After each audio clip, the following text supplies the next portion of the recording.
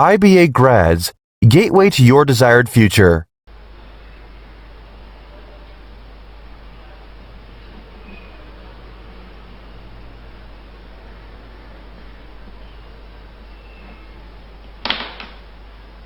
पहला टॉपिक हमारा basic concept.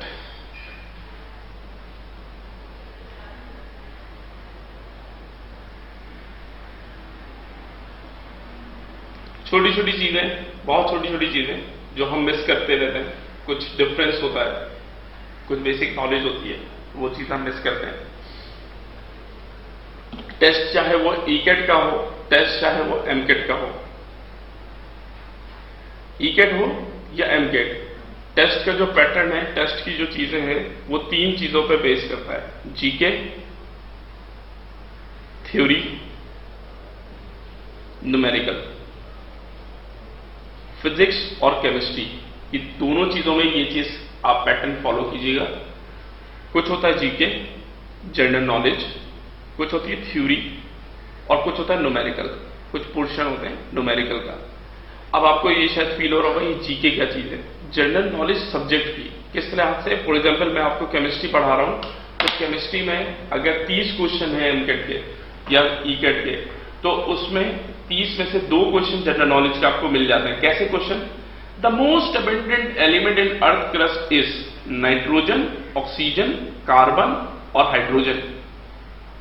कौन सा एलिमेंट सबसे ज्यादा पाया जाता है अर्थ में? नाइट्रोजन, ऑक्सीजन, कार्बन या हाइड्रोजन? ऑक्सीजन।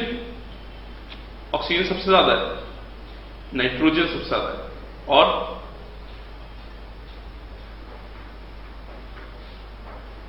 और किसी का कोई और आंसर? नाइट्रोजन, ऑक्सीजन, बस ये 2 आंसर है। ठीक है, इसमें ऑक्सीजन सही आंसर। अब देखिए, ये किसी बुक में नहीं है, ये हमने किसी टॉपिक के लिहाज से कहीं नहीं किया, लेकिन ये जनरल नॉलेज है। वो कौन सा मेटल है जो कि हाथ पे लेने से मेल्ट हो जाता है? Sodium, magnesium, gallium, indium. वो कौन सा मेटल है जो हाथ पे लेने से मेल्ट हो जाता है?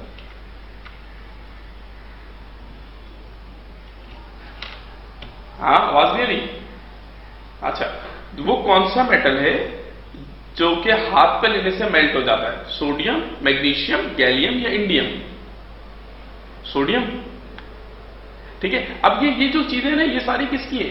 ये सारी चीजें हैं आपकी जनरल नॉलेज की। इस तरह की जनरल नॉलेज पेपर में आ सकती है।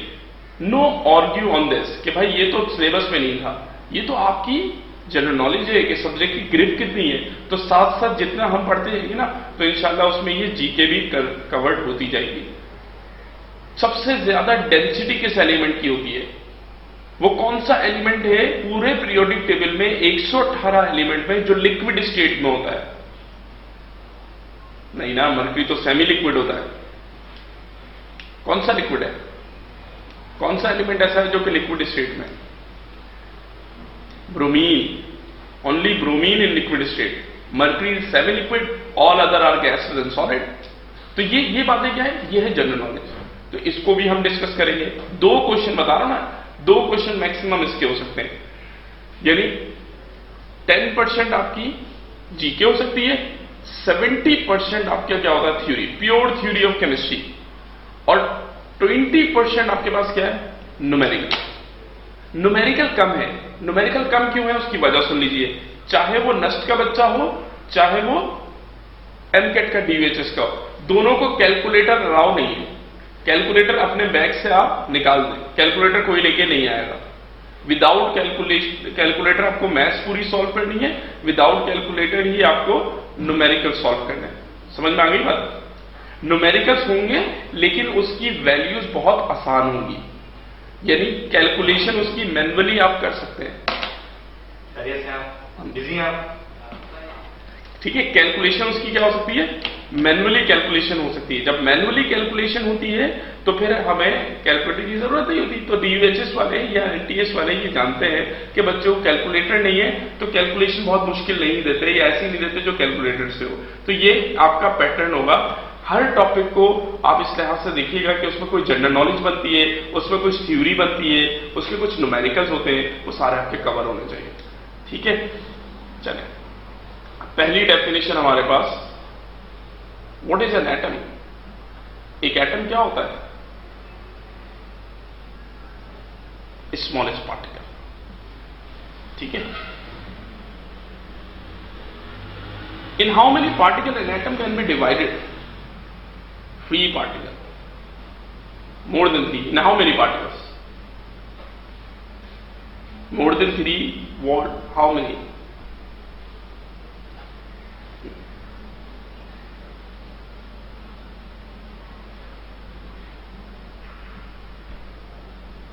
Maximally 37 particle can be formed by a single atom. एक सिंगल एटम से 37 मैक्सिमम पार्टिकल बनाए जा सकते हैं। ठीक है, इसमें पॉजिट्रॉन है, न्यूरॉन है, मीजन्स है, क्वार्क है, एंटी क्वार्क है, एंटी पॉजिट्रॉन है, टोटल 37 है। ठीक है ना, जब वो आपसे पूछे what are the fundamental particles and how many fundamental particles are there, कितने फंडामेंटल पार्टिकल हैं, तो वो सिर्फ 3 है। कौन कौन से? Proton, neutron, electron. Why they are called fundamental? इनको फंडामेंटल क्यों कह रहे हैं? बाकी सब फंडामेंटल नहीं है, यही फंडामेंटल है। क्यों? क्योंकि प्रॉपर्टीज ऑफ एलिमेंट इस पर बेस करती है। ठीक है, एलिमेंट की प्रॉपर्टी किस पे बेस करती है? इन पार्टिकल्स पे। अगर आपने इनको चेंज किया तो एलिमेंट की प्रॉपर्टीज चेंज हो जाएगी। बट मीजल्स को चेंज किया, क्वार्क को चेंज किया, पॉजिट्रॉन को चेंज किया, न्यूरॉन को चेंज किया, no change in property. Property पे कोई चेंज नहीं होगा। कौन कौन सी प्रॉपर्टी है? लाइक आपसे पूछ सकता है प्रोटॉन पे कौन सी प्रॉपर्टी डिपेंड करती है एलिमेंट की, तो आपने क्या कहना है भाई? Atomic number. दरअसल प्रोटॉन नंबर होता है, तो जब प्रोटॉन चेंज होगा तो एटॉमिक नंबर चेंज हो जाएगा, और न्यूट्रॉन चेंज होगा तो क्या चेंज होगा? Mass number. आइसोटोप किसकी वजह से बनते हैं? आइसोटोप बनते हैं न्यूट्रॉन के चेंज होने की वजह से। तो न्यूट्रॉन चेंज हो गया तो मास नंबर चेंज हो गया। और इलेक्ट्रॉन से क्या चीज चेंज होगी? क्या चीज चेंज होगी इलेक्ट्रॉन से? Chemical properties.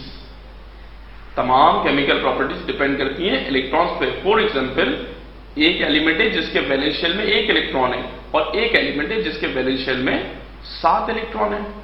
अब बताइए इसमें से मेटल कौन है और नॉन मेटल कौन है?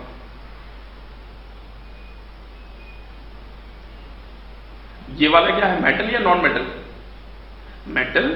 और ये नॉन मेटल। किसकी वजह से चेंज आया? प्रेजेंस ऑफ इलेक्ट्रॉन की वजह से। जब इलेक्ट्रॉन किसी में ज्यादा है तो वो नेगेटिवली चार्ज है, और नेगेटिव चार्ज तो नॉन मेटल होता है, और जिसमें इलेक्ट्रॉन कम है तो पॉजिटिवली चार्ज है, पॉजिटिव तो मेटल होता है। ठीक है, तो ये आपके प्रेजेंस ऑफ इलेक्ट्रॉन से ही आपको बताना है कि केमिकल प्रॉपर्टी उस एलिमेंट की क्या है। मास नंबर आपका किससे चेंज होगा? न्यूट्रॉन से। एटॉमिक नंबर किससे चेंज होगा? प्रोटॉन से। तो these 3 particle are called fundamental particle, on which fundamental properties of element depends, जिसके ऊपर बेसिक प्रॉपर्टीज जो है, mass number, atomic number, chemical properties, वो डिपेंड करती है। तो उसको हम क्या कहते हैं कि ये फंडामेंटल पार्टिकल्स है। Now which one is the smallest particle among this 37 particle? In 37 particle में सबसे स्मॉलेस्ट कौन सा है? अब ये नहीं पता होगा। Quark. Quark is the smallest particle. When 3 quarks combine together they become 1 electron. जब 3 क्वार्क मिलते हैं तो क्या बनता है? 1 इलेक्ट्रॉन बनता है। सही है भाई? तो ये देखो, ये बहुत सारी इंफॉर्मेशन है, ये सिर्फ इंफॉर्मेशन है, और इनमें से सवाल बनता ही बनता है कि भाई आपको प्रोटॉन नंबर दे दिया और कहा प्रोटॉन के चेंज होने से क्या चेंज होगा? Option A atomic number, option B mass number, option C chemical properties, या option D all of the above. तो आंसर क्या होगा? प्रोटॉन के चेंज होने से एटॉमिक नंबर चेंज होगा, न्यूट्रॉन के चेंज होने से मास नंबर चेंज होगा, इलेक्ट्रॉन के चेंज होने से केमिकल प्रॉपर्टी चेंज होगी। ठीक है भाई? तो ये हर जगह। अब आपकी जो है ना पैटर्न ऐसा होना चाहिए पढ़ने का कि जो भी चीज पढ़े उसका एमसीक्यू बना के देखें आप। थ्योरी भी आप पढ़ रहे हो तो एमसीक्यू देखें। अच्छा, थ्योरी पढ़ने के लिए एक बात बता दूं कि आप फेडरल बोर्ड की टेक्स्ट बुक ले लें आप। जब भी आपको टाइम मिले तो आप ये बुक रीड करें, टेक्स्ट बुक रीड करें फेडरल बोर्ड की, बहुत इंपॉर्टेंट है, बहुत जरूरी है, फिजिक्स की भी केमिस्ट्री की भी। डिक्टो स्ट्रेट लाइन के क्वेश्चन जो है ना वो फेडरल बोर्ड की लाइन में से एनटीएस वाले बना के देते हैं, चाहे वो नस्ट हो चाहे वो डीयूएचएस हो, दोनों का पेपर एनटीएस की क्वेश्चन बैंक से आ रहा है। क्वेश्चन बैंक किसका है? फेडरल बोर्ड का। तो फेडरल बोर्ड की बुक आप टेक्स्ट पढ़ें उसका, ठीक है। वैसे मैंने बुक में की पॉइंट्स दिए हुए उसके, वो की पॉइंट्स भी आप पढ़ लें, लेकिन अगर टेक्स्ट बुक पढ़ सकते हैं तो बहुत ही अच्छा है। तो कोई बात एटम्स में समझ में नहीं आई हो तो पूछ लो। स्मॉलेस्ट पार्टिकल, हाँ देखिए एटम को हम आज के दिन क्वार्क, देखो सबसे स्मॉलेस्ट पार्टिकल क्या है? क्वार्क है, सबसे छोटा। किसमें? इन 37 में, ठीक है। हमने कहा ना, हमने स्मॉलेस्ट पार्टिकल को मजीद डिवाइड कर दिया। कितने पार्टिकल में डिवाइड कर दिया? मैक्सिमम 37 में। अब इन मैक्सिमम 37 में सबसे छोटा कौन सा है? क्वार्क। जब 3 क्वार्क मिलेंगे तो क्या बनेगा? क्या बन जाएगा? 1 इलेक्ट्रॉन बन जाएगा। और इन 37 में अगर वो पूछे कि फंडामेंटल कौन से हैं? Proton, neutron, electron. उन सबके फंडामेंटल क्यों कहते हैं वो बात भी आपको बता दी, ठीक है। चलो अब आ जाते हैं हम एलिमेंट पे। Now what is an element? Element क्या होता है? कॉम्बिनेशन ऑफ सिमिलर एटम्स, ये कह सकते हैं, ऐसा बुक में लिखा हुआ है। अब यहां मैं एक नस्ट का क्वेश्चन आपको देता हूं, नस्ट के टेस्ट का एक ओरिजिनल क्वेश्चन देखिए आप। वो कहता है NH3 H2O CO2 none of this. बताइए इसमें प्योर सब्सटेंस कौन सा है? विच वन इज प्योर? H2O। क्यों H2O प्योर क्यों होगा? आपको क्यों लगा? प्योर वाटर होता है, प्योरिटी गारंटी, एक्वाफिना। हमें क्या प्योर होगा इसमें?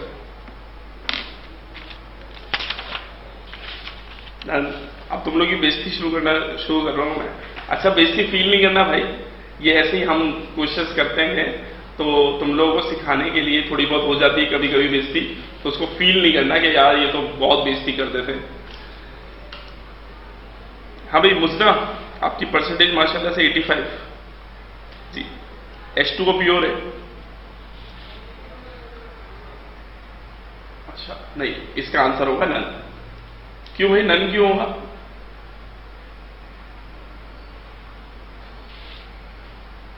क्योंकि ये सारे के सारे मॉलिक्यूल्स या कंपाउंड्स, ठीक है, ये तो सारे के सारे कॉम्बिनेशन ऑफ एलिमेंट्स है ना। प्योर तो सिंगल एलिमेंट होता है। तो पहली डेफिनेशन तो ये है एलिमेंट की, कॉम्बिनेशन ऑफ सिमिलर एटम्स। दूसरी डेफिनेशन क्या है? Purest form of matter, purest form of matter, matter की प्योरेस्ट फॉर्म, जो कि सिर्फ एलिमेंट की फॉर्म में होती है ना, या तो हाइड्रोजन होगा या ऑक्सीजन होगा या कार्बन होगा। तो इंडिविजुअल कोई भी एक एलिमेंट वो प्योर हो सकता है, लेकिन अगर मैंने उसको कंबाइन कर दिया दूसरे के साथ तो इम्प्योर हो गया, वो तो मिक्स हो गया किसी के साथ, तो फिर वो प्योर नहीं रहा, ठीक है। नेक्स्ट, सिंप्लीफाइड फॉर्म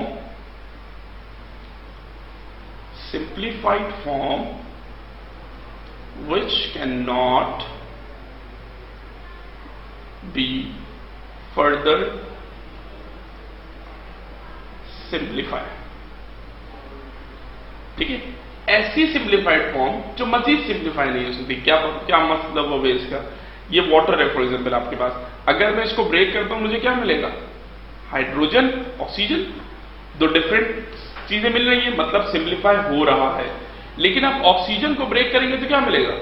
ऑक्सीजन, कुछ और तो नहीं मिलेगा, मतलब ये सिंप्लीफाई हो चुका है।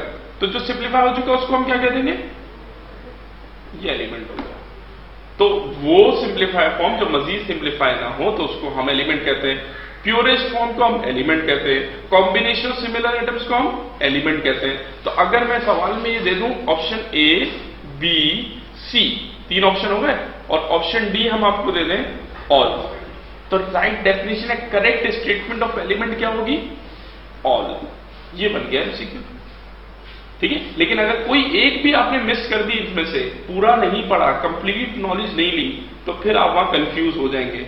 एमसीक्यू का दूसरा मतलब होता है डिस्ट्रैक्शन, माइंड की डिस्ट्रैक्शन, दिमाग का खलल।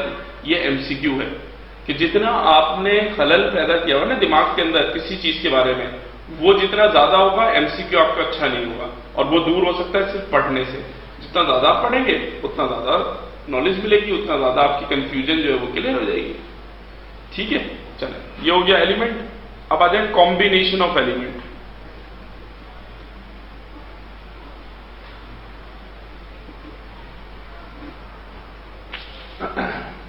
नया आप समझ में आ रहा है ना? नया आप समझ में आ रहा है? जो चीज नहीं समझ में आया आप पूछिएगा। ठीक है, combination of element. In how many ways an element combined with other element. कितने तरीके, कितने रास्ते, कितने मेथड्स हैं जिसमें हम एक एलिमेंट को दूसरे एलिमेंट से कंबाइन कर सकते हैं। In how many ways an element combined with other elements.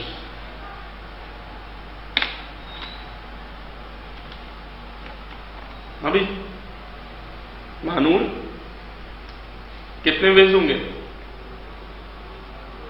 How many ways? नहीं पता। क्यों? कभी पढ़ा नहीं या कभी ऐसी चीज सामने नहीं आई, या भूल गई? पढ़ा था, दिमाग में नहीं आ रहा अभी। अच्छा, there are two ways only, one is physical, another is chemical. एक फिजिकल तरीका होता है और एक केमिकल होता है। जैसे आपके पास एक पॉइंटर होगा, पॉइंटर है आपके पास अभी, इस पॉइंटर के कैप को बंद करें और इसको फिर खोल दें, फिर बंद करें, फिर खोल दें। ये क्या हो रहा है? ये कैसा कॉम्बिनेशन हो रहा है? Physical, because it can be separable. हम इसको सेपरेट कर सकते हैं, तो ये इसलिए फिजिकल है। लेकिन अगर इसी पॉइंटर को बंद करके और मैं चला दूं, बर्न कर दूं, तो उसके बाद क्या सेपरेशन हो सकती है? ये केमिकल हो जाएगा। तो there are only two types of combination, one is physical, another is chemical. Physical की एग्जाम्पल केमिस्ट्री में हमारे पास है मिक्सचर। जो चीज मिक्सचर होती है वो सेपरेबल होती है। और केमिकल की एग्जाम्पल है कंपाउंड और मॉलिक्यूल। ठीक है, तो फिजिकल आपके पास क्या है? मिक्सचर, जबकि केमिकल क्या है? कंपाउंड और मॉलिक्यूल। कंपाउंड मॉलिक्यूल की सेपरेशन नहीं होती, जबकि मिक्सचर जो है वो सेपरेबल होता है। ये सेपरेट कर सकते हैं हम इसको। Now what is the difference between compound and molecule? Molecule और कंपाउंड में कोई डिफरेंस होता है? चलो क्वेश्चन देता हूं, CH4 NH3 और PbI2 and N2O, which one is compound? सभी कंपाउंड है। ठीक है ना? देखो ये हमारे एरर्स हैं जो हमने जनरेट किए हैं 9th क्लास से, 10th में, फर्स्ट ईयर में, O1 में, O2 में, O3 में हम पढ़ते आ रहे हैं। लेकिन हमें सिर्फ इतना नहीं पता मॉलिक्यूल्स क्या है और कंपाउंड क्या है। केमिस्ट्री कितनी पढ़ ली? IUPAC पढ़ रहा है, ऑर्गेनिक केमिस्ट्री पढ़ रहा है। बहुत भारी है ऑर्गेनिक केमिस्ट्री भाई, बहुत मुश्किल होती है। पहले तो ये तो करना है हम, मॉलिक्यूल्स कंपाउंड का डिफरेंस नहीं पता। This one is compound, only this one, these are not compound.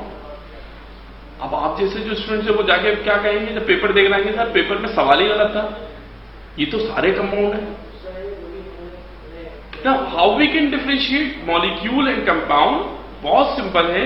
Compounds always ionic in nature, molecule always covalent in nature. But sir ये आपने फिर एक मसला क्रिएट कर दिया। अब मुझे क्या पता इसमें आयनिक कौन सा और कोवलेंट कौन सा है ना? आयनिक की डेफिनेशन हमने क्या पढ़ी है?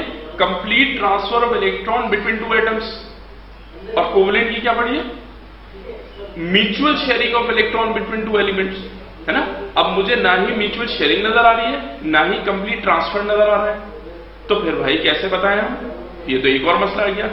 उसका एक और आसान हल ले लीजिए, metal plus non metal ionic, non metal plus non metal covalent.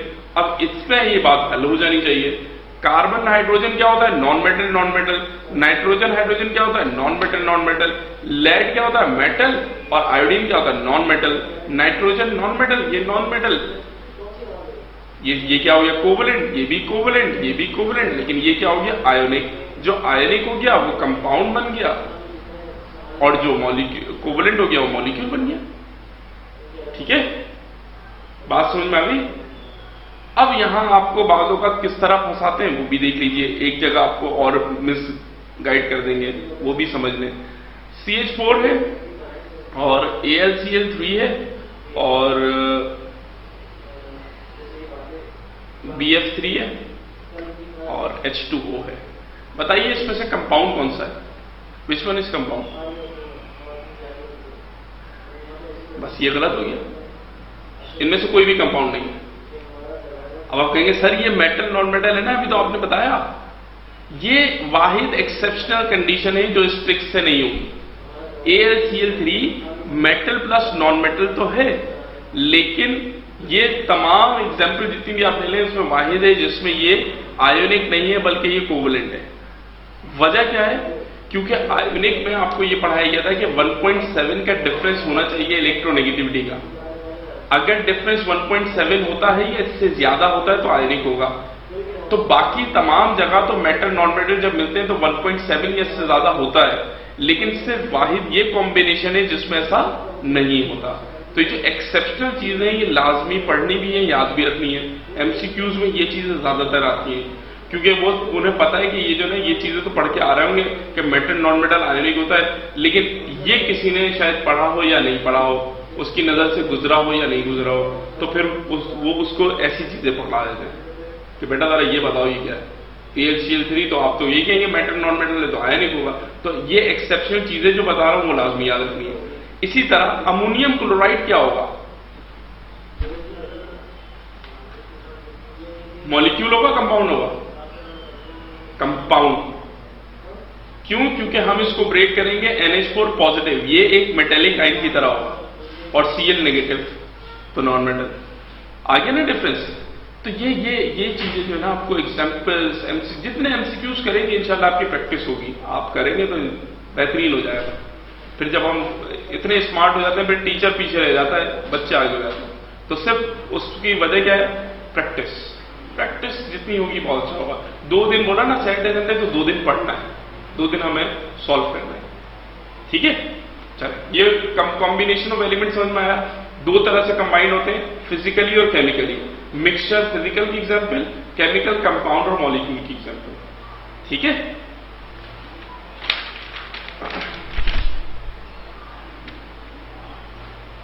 Next मोल। थके तो नहीं तुम लोग? इंग्लिश की क्लास सही हुई थी?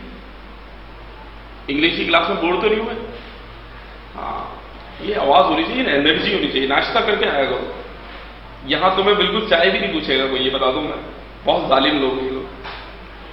अच्छा भाई, मोल क्या है? मोल की डेफिनेशन अगर हम देखें तो gram atomic mass, gram molecular mass,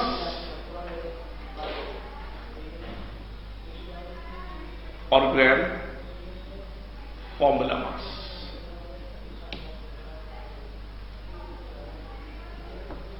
अगर कोई भी चीज चाहे वो एटॉमिक फॉर्म में हो, चाहे वो मॉलिक्यूल की फॉर्म में हो, चाहे वो फॉर्मूले की फॉर्म में हो, उसके मास को ग्राम में एक्सप्रेस करने का मतलब क्या है? मोल। क्या मतलब हुआ इस बात का? इस बात का मतलब ये हुआ कि अगर मेरे पास सोडियम है, सोडियम का मास कितना होता है? 23 AMU, atomic mass unit. This is atomic mass. But if we say 23 grams, so it become mole. ठीक है ना? What is the relation between mole and AMU? AMU और मोल में रिलेशन क्या है? Both are equal.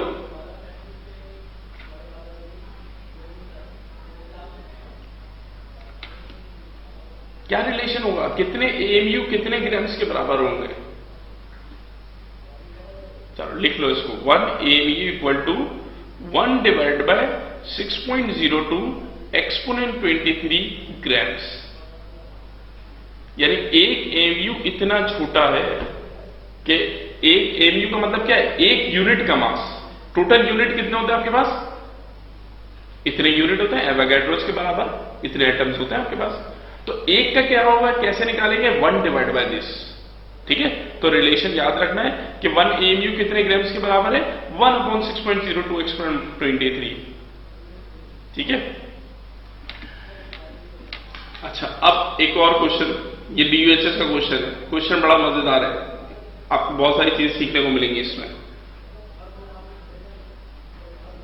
Molecular mass of MgO is 40 grams, 40 AMU और none of this, option A, B, C और D। जी, मॉलिक्यूलर मास ऑफ MgO क्या होता है, 40 AMU। हाँ, और कोई, क्यों 40 AMU क्यों, ग्राम्स क्यों नहीं हो, ग्राम्स नहीं होता। अच्छा, मोल होता तो ग्राम होता। सबका आंसर 40 है, सबका आंसर 40 है। महानूर आपका आंसर भी 40 है, 40 AMU। इवन टीचर्स का आंसर भी यही होता है। इवन मैंने टीचर्स को देखा है तो वो इस क्वेश्चन में उन्होंने भी इस क्वेश्चन को ये क्लेम किया है कि ये 40 AMU होगा, है ना। और उसके बाद ये कहा कि ये NTS की जो आंसर की है ये गलत है, उसमें एरर है। जबकि NTS अपनी जगह बिल्कुल सही खड़ा होगा कि नहीं भाई, आप क्वेश्चन को समझे जरा, आपने क्वेश्चन को समझा नहीं, इसका आंसर क्या होगा, नन ऑफ दिस। क्यों भाई नन ऑफ दिस क्यों होगा, क्योंकि he is asking about molecular mass and he is given MgO। Is MgO is molecule, no it is compound. तो जब ये कंपाउंड है तो इसका मॉलिक्यूलर मास एग्जिस्ट ही नहीं करता भाई, इसका मॉलिक्यूलर मास तो हो ही नहीं सकता। इसका क्या होगा, इसका फॉर्मूला मास होगा, क्योंकि ये तो फॉर्मूला यूनिट है। तो फॉर्मूला यूनिट्स जो होते हैं उनका फॉर्मूला मास होता है, मॉलिक्यूलर मास नहीं होता है। अब हमारी नॉलेज के मुताबिक हमने क्या किया, ये तीन बातें अलग अलग लिख के दी थी किताब में, लेकिन हमने तीनों को एक ही समझ लिया। ये किसी एटम का मास है, ये किसी मॉलिक्यूल का मास है, ये किसी कंपाउंड का मास है। पढ़ तो लिया लेकिन उसको अप्लाई सही से नहीं किया, तो जब अप्लाई नहीं किया तो आंसर सही हो ही नहीं सकता, फिर कुछ भी कर रहे हो। अब उसने देखिए इस सवाल के अंदर मैंने क्यों कहा ये अच्छा सवाल है, इस सवाल में उसने ये भी मालूम कर लिया बच्चे से कि इसको मॉलिक्यूल कंपाउंड का डिफरेंस पता है, और ये भी मालूम कर लिया कि मॉलिक्यूलर मास की वैल्यू जो है वो इसके लिए क्या होगी, 40 होगी या नन लगाएगा ये। तो मेजॉरिटी का आंसर आज तक मैंने जो लिया ना वो यही मिला मुझे कि 40 AMU होगा, क्योंकि बजाहिर ये सवाल इतना आसान है, इसमें कोई मुश्किल तो है नहीं, लेकिन लॉजिकल सवाल है। ठीक है, बात क्लियर हुई। हाँ भाई, कोई कंफ्यूजन है तो पूछ लो। तो हमेशा याद रखना भाई, molecular mass is for molecule, formula mass is for compound, and atomic mass is for an atom, single atom. अगर ये तीनों मास ग्राम में हो जाए तो क्या हो जाएगा, मोल बन जाएगा। ठीक है, तो ये थी डेफिनेशन ऑफ मोल। अब जरा हम फॉर्मूला ऑफ मोल देख लेते हैं। मोल का फॉर्मूला है आपके पास मास इन ग्राम ओवर एटॉमिक मास या मॉलिक्यूलर मास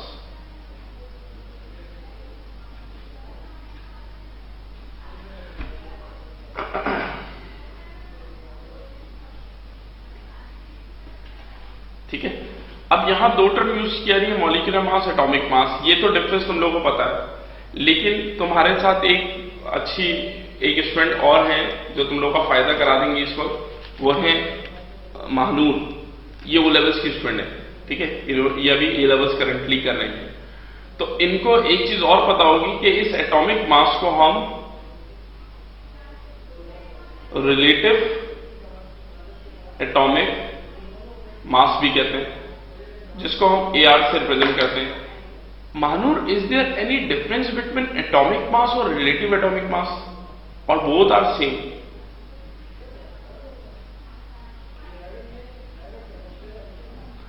डिफरेंस तो है लेकिन आपको याद नहीं, तो चले इसका एक क्वेश्चन लेते हैं। फॉर एग्जाम्पल मैं आपसे कहता हूं हाइड्रोजन का एटॉमिक मास आपको बताना है, 1 होता है, 1.08 होता है, 1.008 होता है या none of this. Atomic mass बताना है, एटॉमिक मास ऑफ हाइड्रोजन।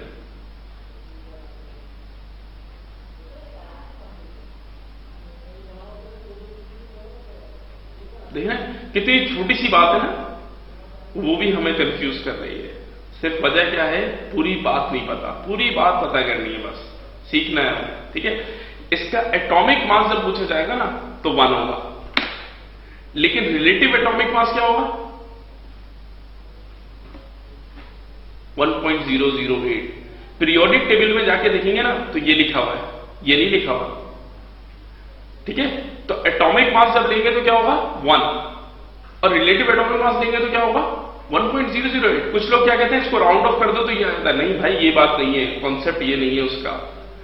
ये रिलेटिव एटॉमिक मास है और ये एटॉमिक मास है, इसको राउंड करके ये नहीं लाया गया।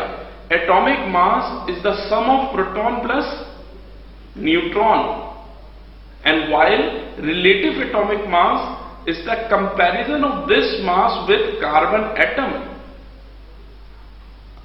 वो डेफिनेशन एक लिखी हुई थी ना, mass of an atom relative to the mass of lighter isotope of carbon. उसका मतलब ये था कि वो रिलेटिव एटॉमिक मास है, वो एटॉमिक मास नहीं है। एटॉमिक मास तो just the addition of proton plus neutron.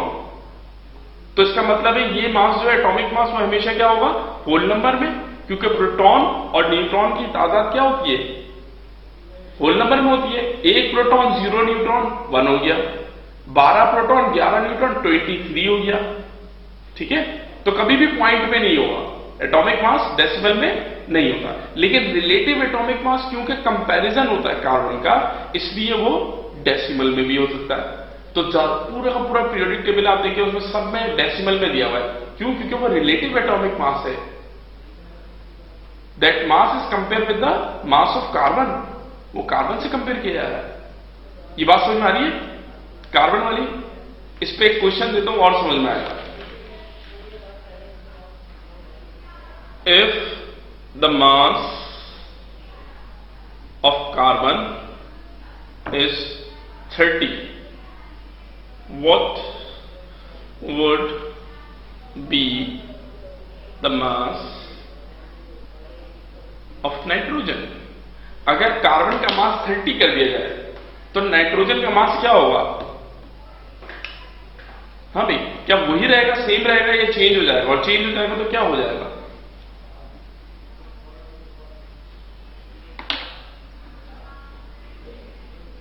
Relative atomic मास, क्योंकि कार्बन से कंपेयर कर रहे हैं ना, तो रिलेटिव होगा, चेंज हो जाएगा। क्या चेंज होकर वैल्यू क्या हो जाएगी? कैसे बताएंगे इसको? नहीं होगी क्या, कैसे कैलकुलेट करके बताइए ना मुझे। कैलकुलेटर से नहीं करना, लेकिन चलो मैं सिखाता हूं। कार्बन नाइट्रोजन, ये दो एलिमेंट है। If the mass of carbon is 12, what would be the mass of nitrogen? 14। If the mass of carbon becomes 30, what would be the mass of nitrogen? X. Direct proportion है, तो अब हम क्या कर सकते हैं, क्रॉस मल्टीप्लाई। तो x की वैल्यू निकालेंगे तो क्या आ जाएगा, 30 मल्टीप्लाई बाय 14 डिवाइडेड बाय 12। 6 2 जा 6, 5 जा 2 1 जा 2, 7 जा 5 into 7 35। If the mass of carbon becomes 30, the mass of nitrogen becomes 35. अगर कार्बन का मास आप बढ़ाएंगे तो नाइट्रोजन भी बढ़ेगा, और कितना बढ़ेगा? कार्बन अगर 30 होगा तो नाइट्रोजन 35 हो जाएगा। ये कैलकुलेशन है, ठीक है। अब आप करें, इसकी जगह ऑक्सीजन रख के देखें, नाइट्रोजन की जगह ऑक्सीजन का निकाल के दिखाएं मुझे।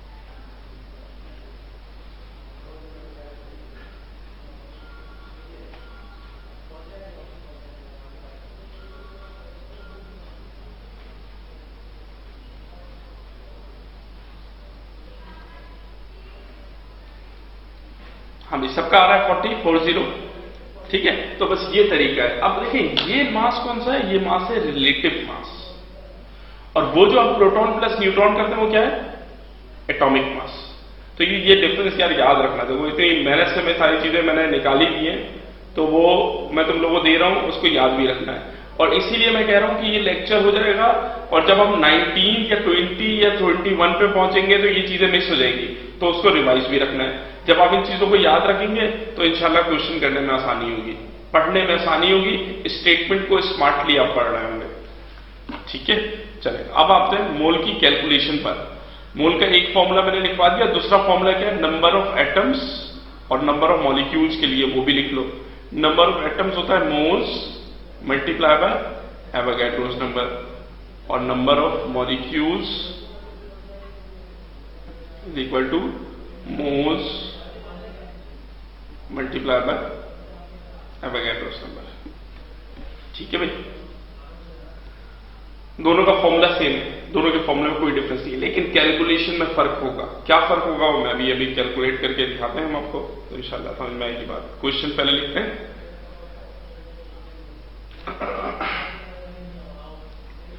3.4 grams of ammonia has,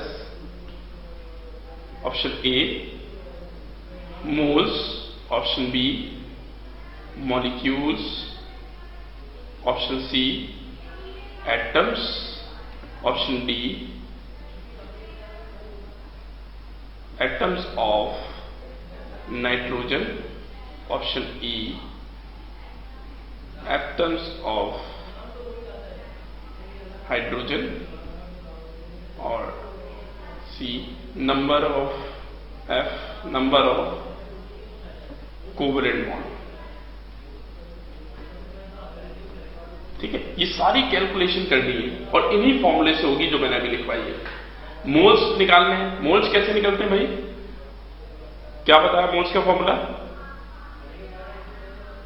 good. तो मास क्या है 3.4, और इसका मॉलिक्यूलर मास क्या होगा 17। तो 17 से डिवाइड कर दिया, आंसर क्या आ गया 0.2। कैसे 0.2, आप इस पॉइंट को गायब कर दें, ये कैलकुलेशन सीख लो। 3.4 डिवाइड बाय 17, पॉइंट को गायब कर दें, ठीक है। ये क्या हो गया 34, 17 1 और 17 2 सा, तो आंसर 2 आ रहा है, लेकिन क्योंकि पॉइंट था तो 0.2 हो गया। एक नंबर बाद पॉइंट था ना, तो एक नंबर बाद पॉइंट आ गया, 0.2 हो गया, तो मोल्स आ गया 0.2। अब मॉलिक्यूल्स कैसे आएंगे, 0.2 multiply by Avogadro's number 6.02 exponent 23। अभी लिखना नहीं, अभी यहां देखते रहो, मैं लिखने का टाइम दूंगा तुम लोगों को, ठीक है। तो 0.2 को जब हमने इससे मल्टीप्लाई किया, तो 0.2 को नहीं 2 से मल्टीप्लाई कर देते हैं हम इसको। 2 से मल्टीप्लाई करेंगे 6 क्या हो जाएगा 12। पॉइंट लगा हुआ है, यहां आपने पॉइंट वैसे ही लगा दिया। फिर 2 को 0 से मल्टीप्लाई करेंगे क्या होगा 0। फिर 2 को 2 से मल्टीप्लाई करेंगे क्या होगा 4। फिर मल्टीप्लाई, फिर एक्सपोनेंट 23 है, क्योंकि यहां डेसिमल था, एक पावर कम कर दो, ठीक है। बात समझ में आई, कैलकुलेशन समझ में आ रही है।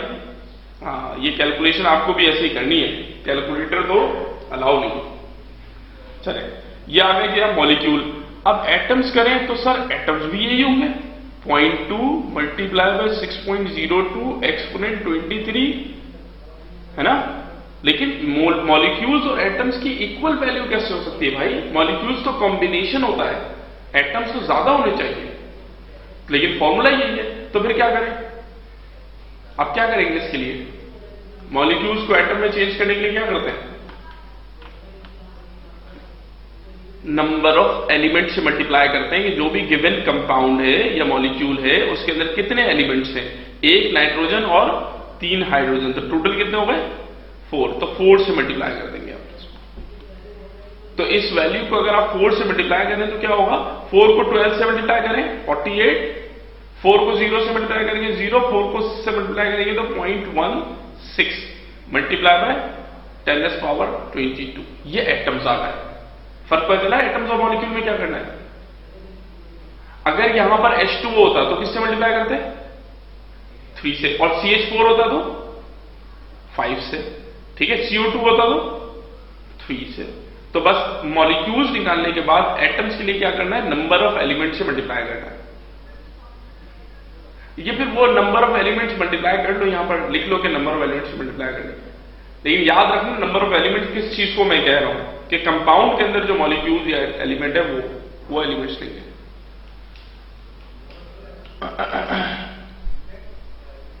ठीक है, अच्छा अब आ जाएगा एटम्स ऑफ नाइट्रोजन। कोई बताएगा क्या करेंगे इसके लिए? कुछ कोशिश करो तुम लोगों में से कोई।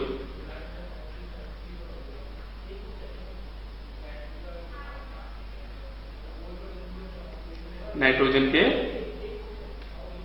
हाँ देखिए ये मॉलिक्यूल है ना आपके पास, ये बड़ी काम की चीज है। इस मॉलिक्यूल को आप हर जगह यूज कर सकते हैं, इसलिए इसकी कैलकुलेशन अगर सही है तो फिर तकरीबन सब सही होगा।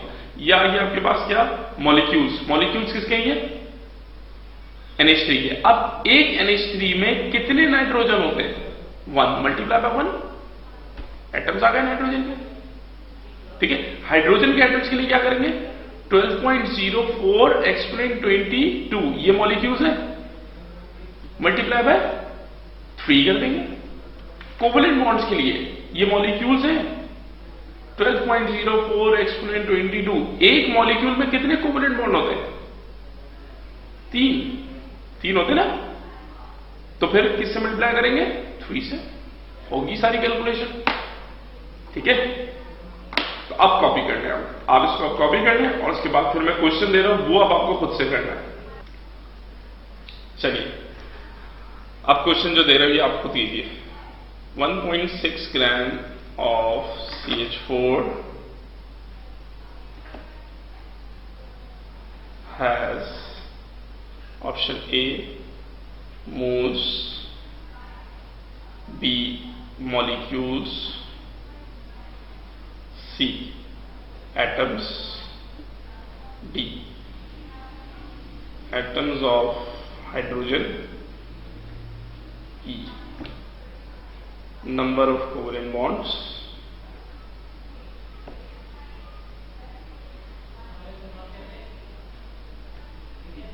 और F number of sigma bond। 1.6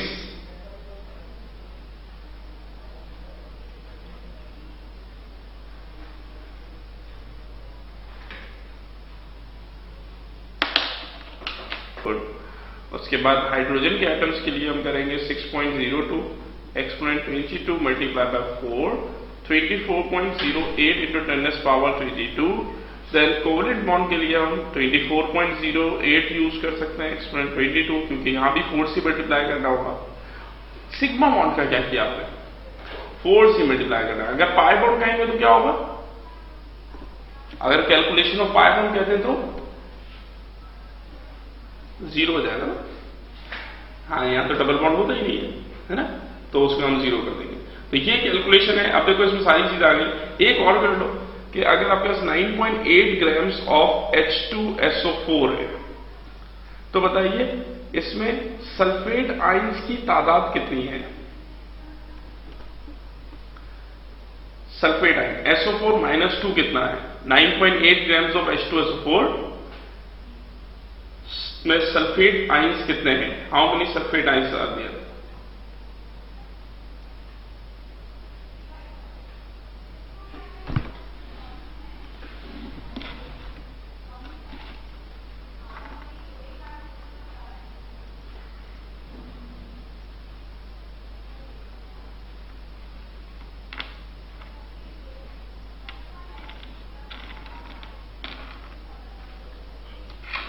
जी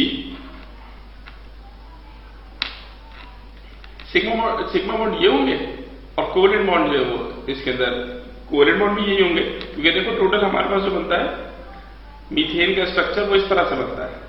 अब इसमें 1 2 3 4 यही सिग्मा बॉन्ड है और यही क्या है? कोवलेंट बॉन्ड है। लेकिन समटाइम क्या होता है, लाइक इथीन है आपके पास, तो इथीन में अब अगर आपसे पूछे कोवलेंट बॉन्ड कितने हैं, अब इथीन में अगर आप देखें तो कोवलेंट बॉन्ड कितने हैं? 1 2 3 4 5 6 ऐसी है। लेकिन इसमें सिग्मा बॉन्ड कितने हैं? 5। 1 2 3 4 5, ठीक है। तो समटाइम कोवेलेंट और सिग्मा डिफरेंट होंगे और समटाइम सिमिलर होंगे, तो वो हम मॉलिक्यूल में स्ट्रक्चर बना के देख लेंगे, फिर उससे मल्टीप्लाई कर देंगे। सही है? क्या चीज? सल्फेट आइंस निकालें, number of sulphate ions, moles नहीं निकालने, सल्फेट आइंस निकालें, नंबर ऑफ सल्फेट आइंस।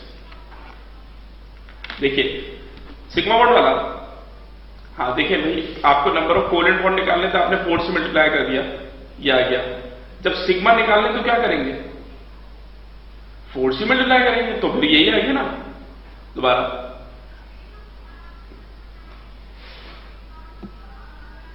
जी, नहीं, कोवेलेंट होंगे इसके अंदर 6, सिग्मा होंगे इसके अंदर 5 और पाई इसके अंदर होंगे 1, ठीक है।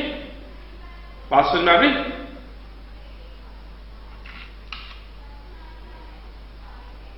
अभी भी प्रॉब्लम है तो पूछ लो, क्लियर है ना? चलो ये बताओ जरा जल्दी से, 9.8 ग्राम H2SO4 has dash number of ions। देखिए 9.8 के पहले तो मोल्स निकाल लीजिए, 98 इसका मॉलिक्यूलर मास होता है, तो ये हो जाएगा 0.1, क्लियर? ठीक है, 0.1 मोल्स के अंदर कितने सल्फेट आयंस हैं? तो मल्टीप्लाई बाय 6.02 एक्सपोनेंट 23, तो ये जाएगा 6.02 एक्सपोनेंट 22, ये नंबर ऑफ आयंस आ गए। लेकिन अगर वो स्टेटमेंट में बोले नंबर ऑफ आयंस नहीं, moles of sulphate, moles of SO4-2, तो उसके लिए क्या करना होगा?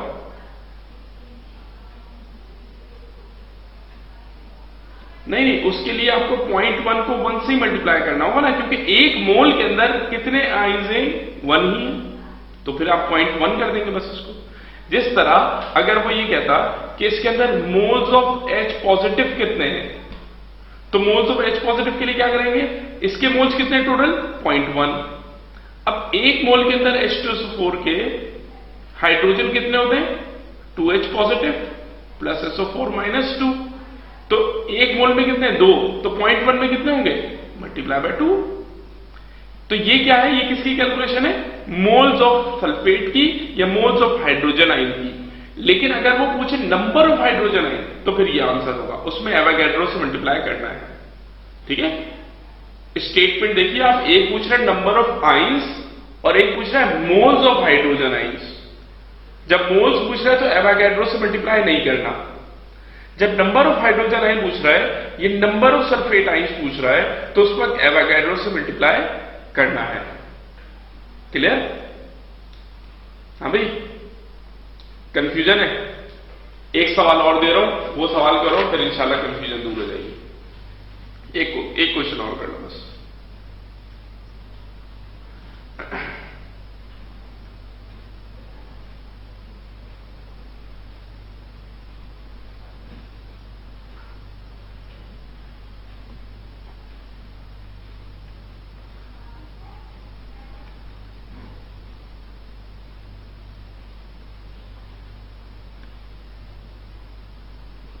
ठीक है, HNO3 आपके पास है, इसके 6.3 ग्राम दिया हुआ है।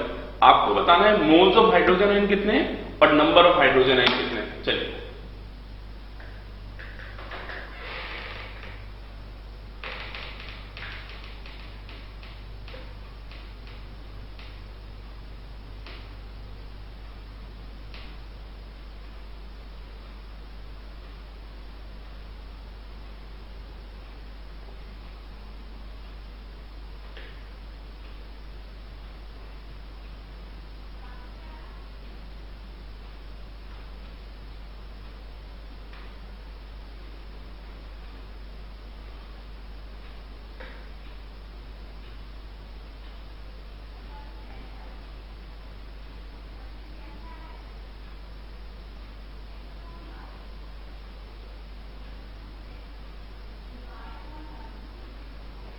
अभी हो गया।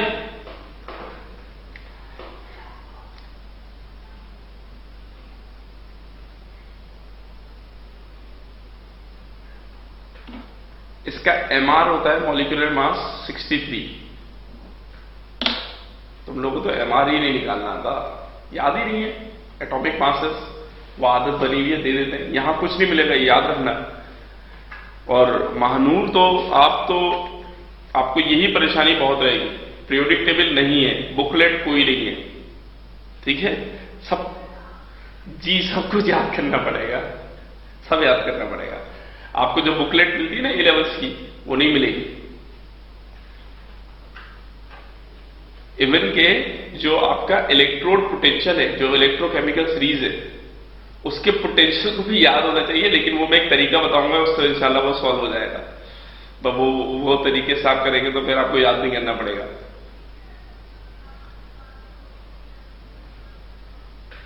हाँ, और ज्यादातर नॉर्मली वही पूछते हैं जो फेमस होते हैं, जो यूज हो रहे होते हैं, कॉमन होते हैं। ऐसा नहीं होता कि ट्रांजिशन एलिमेंट में चले जाएं और वहां से कोई चीज उठाकर ले आए, ऐसा नहीं होता।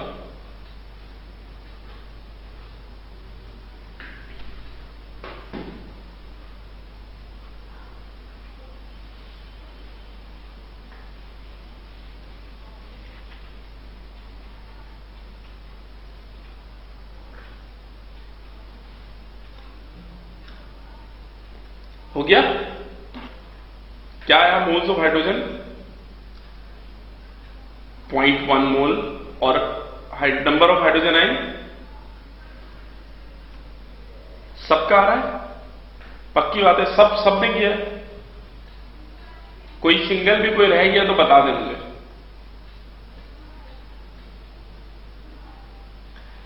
6.3 को आप 63 से डिवाइड करेंगे, मोल्स आ जाएंगे 0.1।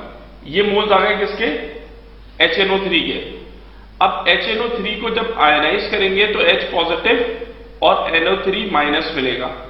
तो कितने हाइड्रोजन मिल रहे हैं? 1। आपको टोटल कितना? 0.1 के मिले, तो इसको मल्टीप्लाई बाय 1 कर देंगे तो आंसर यही रहेगा। अगर ये 3 होते तो 3 से मल्टीप्लाई कर देते, अगर ये 4 होते तो 4 से मल्टीप्लाई कर देते। लेकिन ये मोल्स होंगे ना, मोल्स ऑफ हाइड्रोजन। इसको नंबर में चेंज करने के लिए क्या करेंगे? Multiply by Avogadro's number. तो स्टेटमेंट आपको पढ़नी है कि स्टेटमेंट में वो क्या कह रहा है। स्टेटमेंट में अगर नंबर ऑफ हाइड्रोजन आयन है तो नंबर ऑफ हाइड्रोजन आयन है, और अगर मोल्स ऑफ हाइड्रोजन आयन तो फिर मोल्स ऑफ हाइड्रोजन आयन है। ये था आपका मोल कॉन्सेप्ट। तो ये क्वेश्चन अगर तुमने कर लिए हैं इतनी वैरायटीज में, तो मेरा नहीं ख्याल कि कोई प्रॉब्लम होगी। नेक्स्ट हमारे पास है सिग्निफिकेंट फिगर।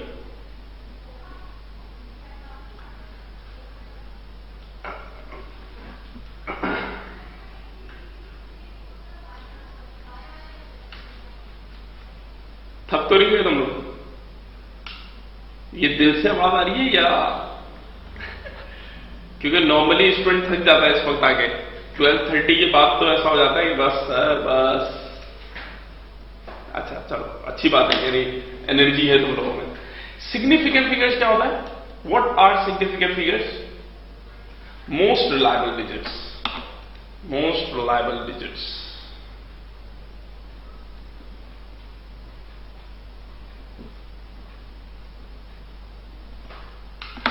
नाउ रिलायबिलिटी क्या होती है? क्या चीज है रिलायबल का? क्या मकसद है? एक खातून आती है, कहती है डॉलिस रिलायबल है। क्या मतलब है उनका? डॉलिस ले लो, डॉलिस खरीद लो, डॉलिस परचेज कर लो। क्या है? ज्यादा टाइम तक स्टे करता है। मार्केटिंग लैंग्वेज में हम इस चीज को थ्रेट समझते हैं, हम इसको गलत समझते हैं, इथिक्स के खिलाफ है। ये वर्ड जो है अगर इस तरह इस्तेमाल किया गया जिस तरह उन खातून ने किया, उसको हम मार्केटिंग के लिहाज से इथिक्स के खिलाफ समझते हैं। कहते हैं, उन्होंने कहा डॉलिन्स रिलायबल है, मतलब कि डॉलिन्स को इग्नोर नहीं किया जा सकता। वो चीजें जो रिलायबल होती हैं, you can not ignore that things. अगर आपने इग्नोर किया तो आपको नुकसान हो जाएगा। तो वो जो ओरिएंट है, वो जो फिलिप्स है, वो जो हायर है, उन तमाम कंपनी ने इसके ऊपर पूरी पूरी केस स्टडी लिखी है इस छोटे से वर्ड पे। वो खातून तो कह के चली गई, पूरी मार्केट में शोर बच गया। लेकिन वही है, थोड़ी सी स्टडी करने से पता चलती। तो मैंने ऐसे ही देखा था, तो मैंने उसमें पढ़ा, तो पता चला कि भाई वो कह रहे थे कि इन्होंने ये कहा है कि अगर डॉलिस नहीं लिया, कुछ और ले लिया, तो वो सारी चीजें जो है वो नुकसान पहुंचा देंगी आपको। इनका मकसद ये। तो उस एड पर इतनी बड़ी फिल्म बनी। दरअसल हमारा वो ऐड का मकसद नहीं है, हम यहां पर भी इस चीज को इसी तरह डिफाइन करना चाहते हैं। सिग्निफिकेंट फिगर को अगर आपने वैल्यूज में से काउंट नहीं किया या उसको इग्नोर कर दिया तो आपकी वैल्यू में एरर आ जाएगा। और जितने ज्यादा सिग्निफिकेंट आप रखेंगे उतनी ही ज्यादा क्या होगी, एक्यूरेसी होगी, आपकी एक्यूरेसी उतनी ज्यादा बढ़ेगी।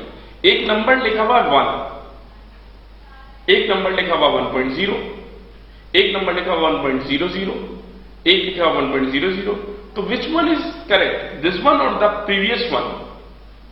This one, because it has more significant. It has 4 significant, while 1.00 has 3 significant, 1.0 has 2 significant, and 1 has only 1 significant. The most accurate is this. तो जितनी ज्यादा सिग्निफिकेंट कंसीडर करेंगे एक्यूरेसी बढ़ेगी, जितने ज्यादा सिग्निफिकेंट को इग्नोर करेंगे इनएक्यूरेसी बढ़ेगी। तो जो रिलायबल होता है उसको इग्नोर नहीं कर सकते, अगर इग्नोर करेंगे तो लॉस आ जाएगा, नुकसान होगा आपको, फिर आप एरर जनरेट कर लेंगे। ठीक है, अब इसके कुछ रूल हैं, उसके तहत हम वैल्यूज को कैलकुलेट कर लेते हैं कितने सिग्निफिकेंट है और कितने नॉन सिग्निफिकेंट डिजिट्स है हमारी वैल्यू में। पहला रूल है all non zero are significant. तमाम नॉन जीरोज होते हैं वो क्या होते हैं, सिग्निफिकेंट होते हैं। अब इस एक जुमले से, एक सेंटेंस से, एक रूल से आपका 90% मसला हल हो गया। आपके पास स्टूडेंट नंबर कितने हैं? नहीं, चलो एक क्वेश्चन दे रहा हूं तुम लोगों को होम असाइनमेंट के तौर पर, एक थोड़ा सा जनरल नॉलेज के क्वेश्चन है, सोचने का क्वेश्चन है। हमारे पास नंबर से 0 से 9 तक ही क्यों है? 9 के बाद हमने रिपीटिशन की है, 1 के साथ 0 लगाया 10 हो गया, 1 के साथ 1 लगाया 11 हो गया, 1 के साथ 2 लगाया 12 हो गया। ये 9 तक ही क्यों है? इसको 10 का कोई हिस्सा कोई और क्यों ना लिया गया? ये आंसर आपको सोच के बताना है या सर्च कर लो इंटरनेट वगैरह में कि हमारे पास नंबर सिर्फ 0 से 9 तक है, उसके बाद तो रिपीटिशन ऑफ नंबर है कि आपने उसको कंबाइन कर करके रिपीट कर करके अगले नंबर बताए। ठीक है, ऐसे ही टाइम मिले तो कर लेना। चलो, अब 0 से 9 तक हमारे पास नॉन जीरो कितने हैं? 1 से 9 तक, 1 से 9 तक सारे क्या है? Non zero. तो ये सारे के सारे क्या है? सिग्निफिकेंट। तो 90% मसला यही हल हो गया कि जहां पर भी आपको नॉन जीरो दिखेंगे वो आंखें बंद करके आपको सिग्निफिकेंट लगाना है। Either the number comes before decimal, after decimal, in whole number, in rational number, किसी में भी आए एक्सेप्ट एक्सपोनेंट। अगर 10⁻23 है तो इसको हम सिग्निफिकेंट काउंट नहीं करेंगे, लेकिन इसके अलावा नॉन जीरो जहां भी आएगा वो सिग्निफिकेंट कहलाएगा। अब जो बहस होगी या आगे के रूल्स होंगे वो किसके ऊपर है? इस जीरो के ऊपर, कि जब ये जीरो आपके पास होगा तो हम देखेंगे कि जीरो की पोजीशन क्या है। Is it between two non zero, is it after decimal, is it before decimal? तो उसके ऊपर हमें डिफरेंट रूल्स पढ़ने पड़ेंगे। पहला रूल क्या है? Zero between two non zero. अगर दो नॉन जीरो के दरमियान जीरो है, लाइक 2004, 2013, 2014, तो it has 4, it has 4, it has 4, they all are 4 significant. तो ये जीरो क्या हो रहा है? सिग्निफिकेंट काउंट हो रहा है, because they come between two non zero. ये जो है दो नॉन जीरो के दरमियान आते हैं, इसलिए हम इनको 4 सिग्निफिकेंट काउंट कर रहे हैं। Next, zero after decimal in greater than equal to 1 number. Number should be greater than equal to 1. If the number is less than 1, then the zeros does not count. For example, 0.002. How many significant? 1. It is only 1. But if it is like 2.000, how many significant? 4. Because the 0 comes after decimal in greater than or equal to 1 number. This number is greater than or equal to 1, but this number is less than 1. अगर less than 1 होता है तो उसके 0 count नहीं होंगे, और जो greater than 1 होगा उसके 0 काउंट होंगे। तो इसलिए यहां पर 4 सिग्निफिकेंट और यहां 1 सिग्निफिकेंट। ठीक है, 0 आफ्टर होल नंबर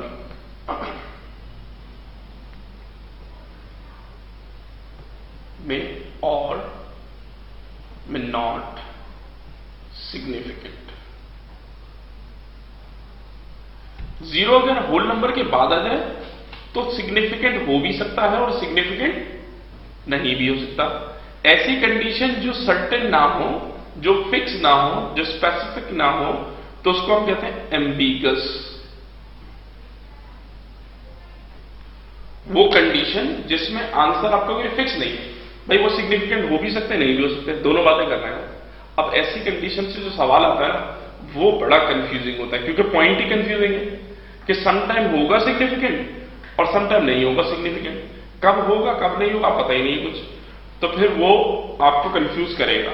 अब इसके जरा पेपर के क्वेश्चंस करवा रहा हूं, वो जरा देखें किस किस अंदाज में उन्होंने क्वेश्चन आज तक पूछे। लाइक आपके पास है 4000 और वो पूछते हैं बताइए इसमें सिग्निफिकेंट कितने हैं। ऑप्शन देते हैं 1 है, 5 है, 3 है या 2 है। How many significant? 1। Clear answer 1। ठीक है। उसके बाद अब यही आपका क्वेश्चन है और ऑप्शन है 4, 5, 3, 2। 4 यहां काउंट नहीं हुए और यहां काउंट हो गए। आपको कैसे पता चला? ऑप्शन के थ्रू। ऑप्शन ही है। लेकिन अगर सर ऐसा हो जाए कि ये 1 भी हो और 4 भी हो, 3 और 2 हो, अब क्या आंसर होगा? हाँ भाई, अब क्या आंसर होगा? चले इसको मैं आसान करता हूं कि मैं इसकी जगह यहां कर देता हूं बोथ। अब क्या होगा आंसर? बोथ। लेकिन अगले ही ऑप्शन में हम इसको रिपीट करते हैं कि अब बताएं अब क्या होगा। अब बोथ नहीं है, अब क्या करेंगे? अब 1 होगा। क्यों भाई 1 क्यों होगा? नहीं। अब इस कंडीशन में हम देखेंगे क्वेश्चन की अपीयरेंस।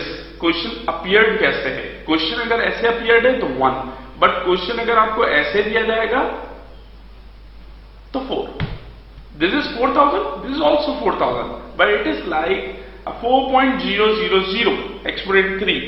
तो अगर ये इस तरह लिखा जाएगा तो इसके 4 काउंट होंगे, लेकिन ये इस तरह लिखा जाएगा तो 1 काउंट होंगे।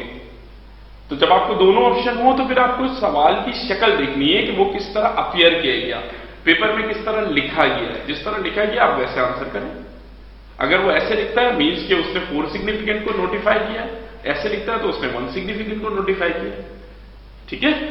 जब एक ही ऑप्शन है तो फिर तो कोई मसला नहीं है, लेकिन जब दोनों ऑप्शन है तो मसला है। तो उसमें हाँ बिल्कुल डेसिमल की वजह से फर्क पड़ रहा है। ये डेसिमल आने के बाद ये काउंट हो गए और यहां डेसिमल नहीं है तो इसके काउंट नहीं हो रहा। हाँ यहां डेसिमल लास्ट में है। ठीक है।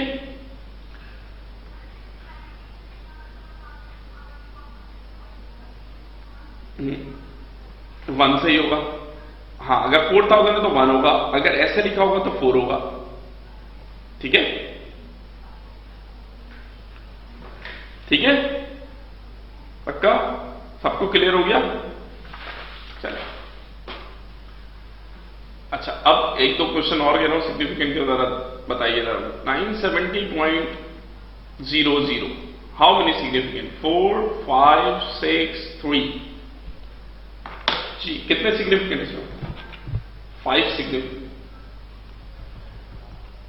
कितने लोग आंसर दे रहे हैं 5? काउंट करके बता दो जरा। 3। अच्छा अब मैं नाम से पूछता हूं जरा। हाला आपका क्या है आंसर? 3। नाजिया 5। इकरा 3। सनिया, मुजना, नायाब 3। अस्मा, महानूर, सबका आंसर गलत। आंसर 4। ठीक है। देखिए सवाल कितना आसान है ना, और हमने पढ़ भी लिया उसके बाद भी गलत हो गया। सर ये तो चीटिंग हो गई ना हमारे साथ, ये तो आप चीटिंग कर लेते हैं। तो भाई चीटिंग करनी पड़ती है ताकि आप लोगों को ये चीजें याद भी रहे। देखिए ये सिग्निफिकेंट है, ये सिग्निफिकेंट है, ये भी सिग्निफिकेंट है और ये भी सिग्निफिकेंट है, लेकिन ये सिग्निफिकेंट नहीं है। क्यों नहीं है? ये आफ्टर होल नंबर है ना भाई। आप इसको फॉर एग्जाम्पल मैं लिखता हूं 970, हाउ मेनी सिग्निफिकेंट? ओनली 2। तो अगर मैं इसके साथ 2 सिग्निफिकेंट और लगा दूं तो कितने हो गए? 4 हो गए ना, 5 कहां से हो गए? अगर ये ऐसे होता 970.10, अब कितने सिग्निफिकेंट है? अभी भी 4 है, ठीक है, क्योंकि इस जीरो को हम बिटवीन 2 नॉन जीरो काउंट नहीं करेंगे। ऐसा नहीं कहेंगे कि ये 2 नॉन जीरो के दरमियान जीरो है, क्योंकि तो डेसिमल पहले आ रहा है, ठीक है। तो वो जो होल नंबर के बाद जीरो आता है वो हम काउंट नहीं करते, ठीक है। हां, अगर मेरे पास 4 ऑप्शन ही नहीं होता, यहां 7 होता तो फिर 5 आंसर था। फिर वही वाली बात थी कि जो ऑप्शन है उसके लिहाज से आंसर करेंगे, सही, ठीक है। अब एक और क्वेश्चन ले लो जरा।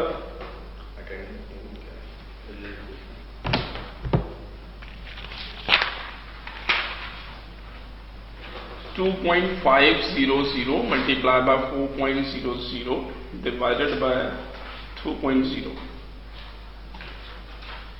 हाँ भी आंसर इसका देखें, 5 होगा, 5.0 होगा, 5.000 होगा, या none of this. Simplify according to significant rule, ये सवाल की स्टेटमेंट है, ये क्वेश्चन है, इसका आंसर आपको बताना है जी। 5.0 और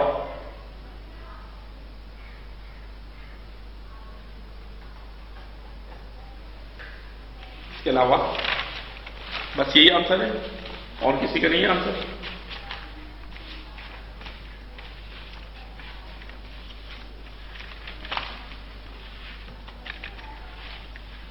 जी आंसर नहीं है, कोई आंसर नहीं है। मुजना 5.0 और नायाब 5.0। हमें मानूर आंसर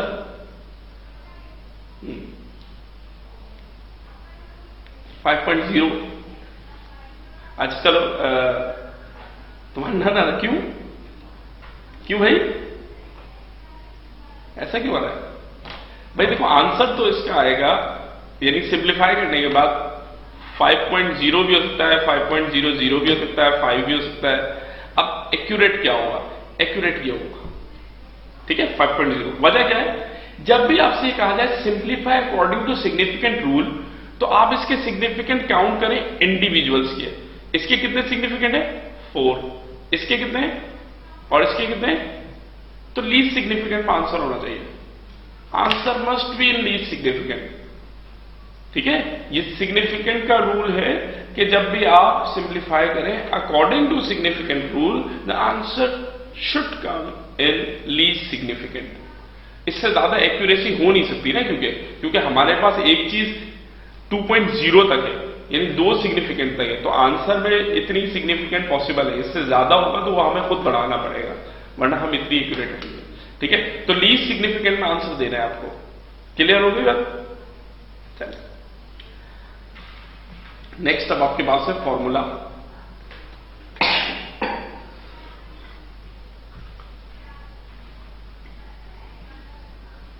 देखिए, जो भी आप सिंप्लीफाई करते हैं वैल्यूज, ये सिंप्लीफिकेशन करते वक्त जो आंसर आता है वो आंसर कुछ भी हो सकता है। लाइक अभी आपके पास 5 आ रहा है, या 5.0 आ रहा है, या 5.00 आ रहा है, कुछ भी आंसर आ रहा है। आपको इतने सिग्निफिकेंट देने हैं आंसर के। ये देखिए तीनों वैल्यूज क्या 5, लेकिन आपने इसको ही क्यों कहा? क्योंकि इसके अंदर 2 सिग्निफिकेंट है। आपको उतनी सिग्निफिकेंट देनी है जो इसकी लीस्ट सिग्निफिकेंट हो। इसमें 4 थी, इसमें 3 थी, इसमें 2 है, तो लीस्ट क्या है? 2। तो answer must be 2 significant.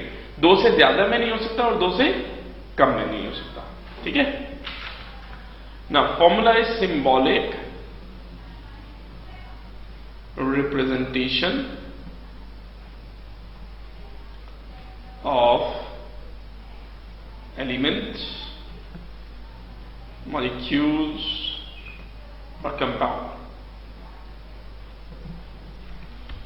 Formula जो है वो दरअसल सिंबॉलिक रिप्रेजेंटेशन होती है किसी भी एलिमेंट की, किसी मॉलिक्यूल की या किसी कंपाउंड की। लाइक सोडियम की रिप्रेजेंटेशन Na, सोडियम क्लोराइड की NaCl, वाटर की H2O, these all are symbolic representation, represent in symbol. Symbol क्या होता है? Short form, abbreviation. तो जो शॉर्ट फॉर्म होती है उसको हम सिंबल क्या करते हैं। अब फॉर्मूला जो है हमारे पास दो तरह से रिप्रेजेंट किया है, एक इंपेरिकल है और एक मॉलिक्यूलर। इंपेरिकल सिंपलेस्ट रेशियो,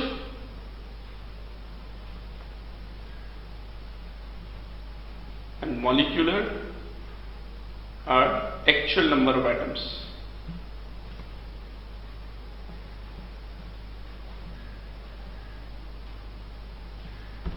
ठीक है,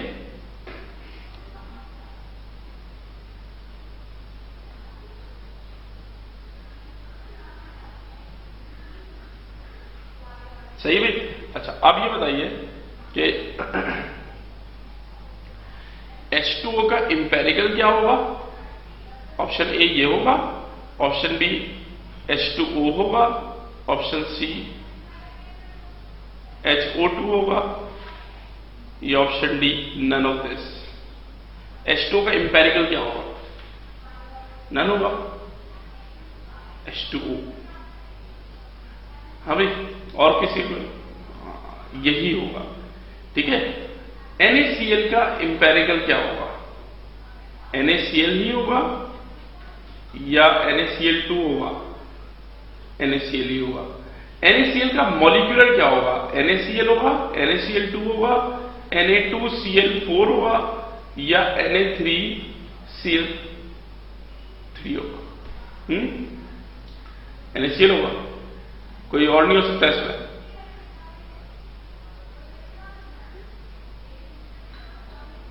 चलो ये A B C D और ऑप्शन ई नन। जी NaCl का मॉलिक्यूलर बता रहे हैं।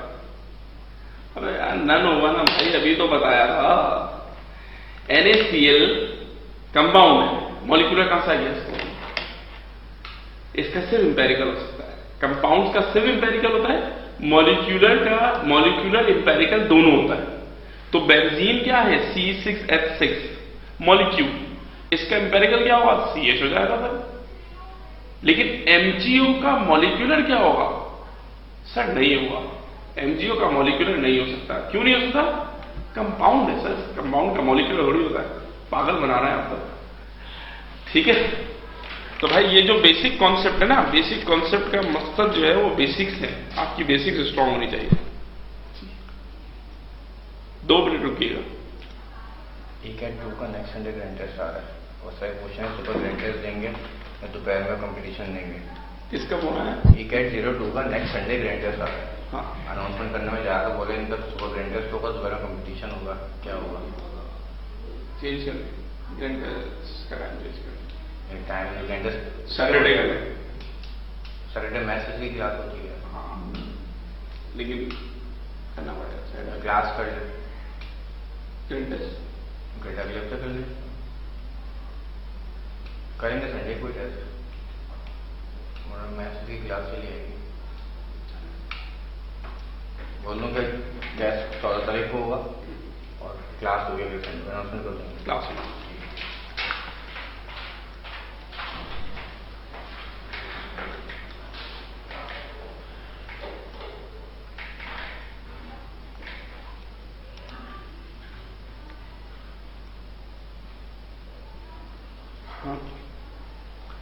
सॉरी यार, थोड़ा सा डिले था, छोटी सी बात कही तूने। हाँ, तो हम क्या कर रहे थे? Empirical molecular. अब ये जो तुम लोगों ने फर्स्ट ईयर में किया था ना, इंपेरिकल मॉलिक्यूलर, वो कुछ बहुत लेंथी सा मेथड था, 7 डिफरेंट स्टेप्स थे, उससे हम करते थे।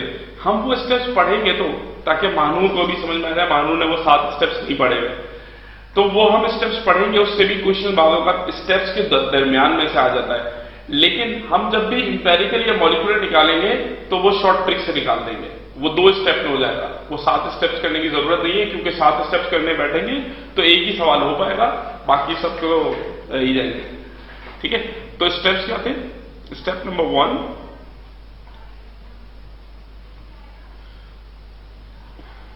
Calculate mass of element. कोई भी कंपाउंड का मास गिवन होगा, हम उस कंपाउंड के मास में से एलिमेंट का मास पहले निकालेंगे। ठीक है, किस तरह निकालेंगे? 4 पॉइंट।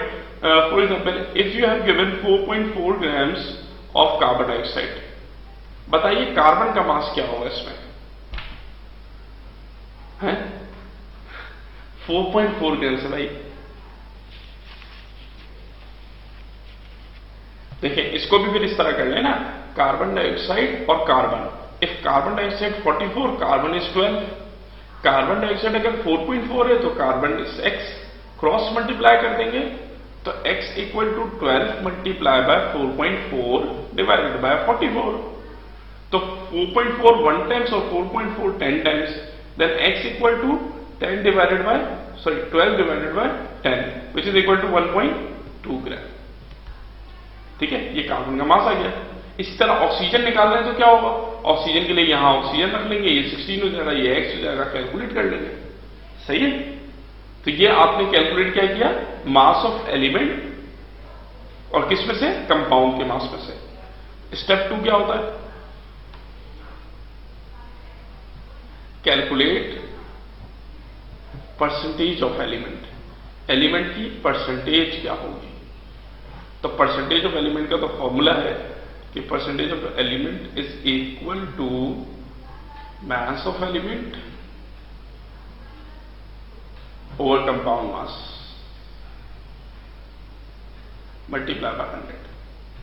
अब for example mass of element आपके पास 1.2 आया और जो कंपाउंड जिसका एम्पेरिकल फॉर्मूला निकालना है उसका जो मास है वो लाइक 24 है, तो 1.2 को डिवाइड कर दें आप 24 से, मल्टीप्लाई कर दें 100 से, तो एलिमेंट की परसेंटेज ऑफ कार्बन आ जाएगी। ठीक है, लाइक 1.2 1 टाइम्स और दिस 2 टाइम्स 100 से मल्टीप्लाई कर दिया तो ये हो गया आपका 2102 550, तो 5% आ गया। ठीक है, तो परसेंटेज के लिए क्या करना है, एलिमेंट का mass divided by compound mass multiply by 100। Compound mass आपको गिवन होगा, मैंने यहां सपोज कर लिया 24 है, तो वहां पर आपको क्वेश्चन में गिवन होता है, तो जो भी एलिमेंट का मास हो उससे आप कंपाउंड के मास को अगर आप डिवाइड कर दें तो आपके पास क्या आ जाएगा, परसेंटेज आ जाएगी। अच्छा भाई, मैं यहाँ स्टेप 2 पे छोड़ रहा हूं क्योंकि आपके घर से गाड़ियां जो है वो आ चुकी हैं और रश बाहर लगा हुआ है, तो 1 बज चुका है क्योंकि टाइम भी हो चुका है, तो इसलिए मुझे छोड़नी होगी। लेकिन ये बात याद रखनी है कि जो चीजें आज डिस्कस हुई हैं वो तुम लोग याद रखोगे जी।